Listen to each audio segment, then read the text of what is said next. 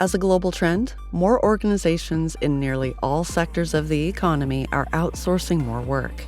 Currently, contractors fill 1 in every 5 jobs in the United States.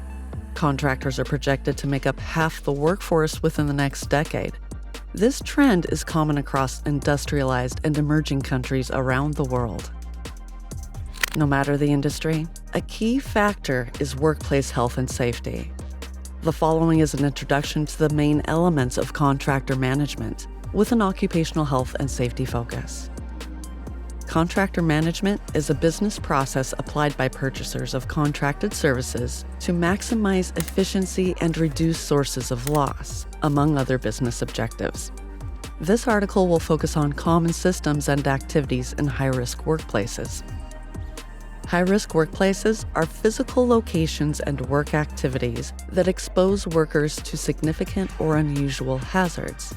Examples include operating high-powered machinery, trenching operations and excavations, work within confined spaces, work on or near high-pressure or high-temperature process equipment, electrical systems, chemical and biological hazards, work above grade where fall prevention or fall arrest systems are needed, and fire explosion hazards.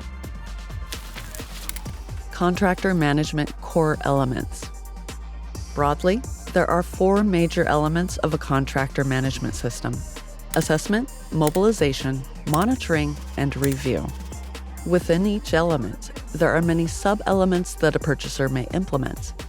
Not all sub-activities fit in every contracting situation. Contractor assessment: know what you're buying. Keep contractor safety in mind when you take measures to ensure your worksite's safety. Although contractors are externally hired professionals, your company's health and safety policies apply to them when they are on your work sites.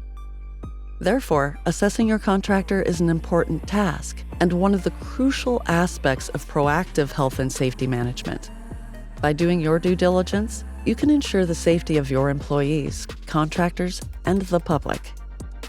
Health and safety assessment examines contractor capability, management systems, and previous performance against a purchaser's internal criteria. A well-rounded approach to contractor assessment includes both leading and lagging indicators.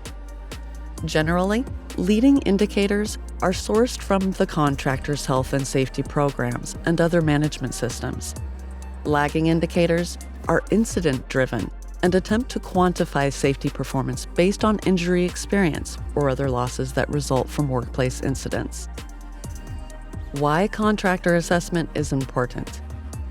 One of the critical reasons for conducting a safety assessment for contractors is that they aren't on your payroll. Still, they manage exposed workers on your work sites. When contractors are active on your sites, they are responsible for implementing the health and safety standards for all their workers and any subcontractors under their direction. Since contractors often work on multiple projects simultaneously and travel from one site to another, keeping track of their activities can be difficult. However, suppose there is a serious injury or other event on your project. In that case, there is elevated risk if inadequate contractor controls contributed to the incident. Best practices for contractor safety assessment. A contractor safety assessment is based on the idea that all workers are as valuable as your employees. This philosophy is embedded in the legal framework governing workplace safety. Here are the steps you can take to ensure contractor safety. Before hiring a contractor, your primary focus will be performing essential due diligence. This starts with checking the contractor's performance on previous projects. Ask for safety data, like workers' compensation claims experience and any actions taken by safety regulators.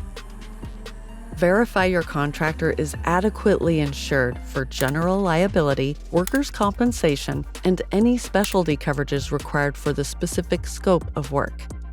Ask the contractor for a copy of a project safety plan from a previous project. Reviewing this document will give you insight into how the contractor will manage risk on your site.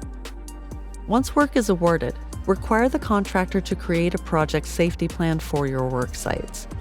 Once complete and reviewed by your project management team, ensure that the plan is distributed to the project stakeholders, contractor support roles, and the workers. Managed mobilization. Leverage your pre-award efforts. Mobilization is the series of actions taken to bring a contractor's people, equipment, and materials to the worksite and prepare them for project execution. Many activities add value to this critical piece of the contractor management process. Here are 3 of the most vital. Document verification. Relevant licenses, permits, or any accreditation required for the work are obtained at or before contractor mobilization. The purpose of obtaining these documents is to determine competency and verify compliance with the regulatory requirements. Task and risk assessment. Once hired, the contractor assesses the known risks and those likely to be created by their work. The assessment is typically documented. Health and safety legislation describes risk assessment requirements in many jurisdictions. The benefit of a project-specific assessment is a knowledgeable contractor who understands the hazards and is well equipped to manage them. Creating and communicating a project-specific risk assessment is a contractor management best practice. Updating for changing conditions and other variables is also critical. Training and orientation. No matter the contractor's assessed capability and previous performance, it is critical to brief on-site management and workers about the health and safety systems implemented on your work sites. Therefore, an orientation to the worksite and the safety standards enforced is a valuable and necessary due diligence activity. Contractor monitoring, maintaining safe worksites. Active monitoring controls the worksite and demonstrates ongoing due diligence. Frequent checks help ensure that the contractor complies with purchaser standards and that hazards are identified and managed. Monitoring is typically done with both formal and informal processes. Formal processes include documented worksite inspections, records checks like equipment certifications, and focused observations of high-risk tasks.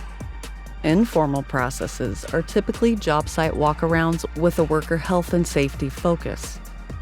Other valuable inputs to workplace monitoring are hazardous condition reports and investigations of near-miss events.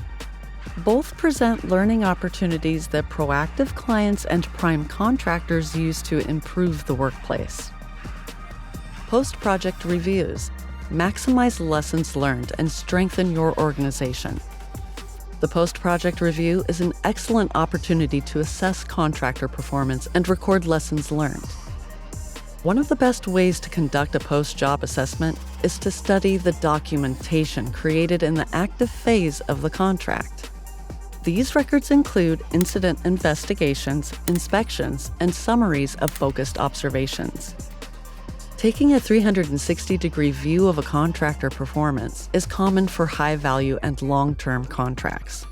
Common review categories include cost control, schedule adherence, labor availability and management, quality systems, and safety performance. Conclusion. Effective contractor management requires known standards that apply on the worksite and management leadership in these 4 macro areas: assessment, managed mobilization, monitoring, and post-project review. With management focus and measurable goals, each activity can vastly improve contractor management systems and performance.